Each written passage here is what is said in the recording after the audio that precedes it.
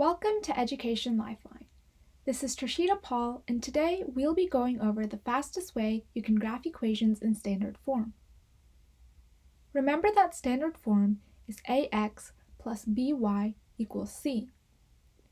If you simply cover up each term, ax and by, you can get the x and y intercepts, which can then easily be graphed. In this example, we can cover up the term 5x to get the y-intercept. When we cover it up, we get 3y equals 15, or y equals 5. And now we know that the y-intercept is at the coordinate 0, 5. Similarly, if we cover up the term 3y, we are left with 5x equals 15, or x equals 3.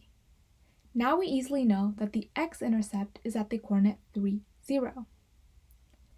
If this video was helpful, please drop a like and subscribe to Education Lifeline. If you want more detailed videos on the different forms of linear equations, a playlist will be linked in the description below as well as on the top right-hand corner of your screen. Thanks for watching.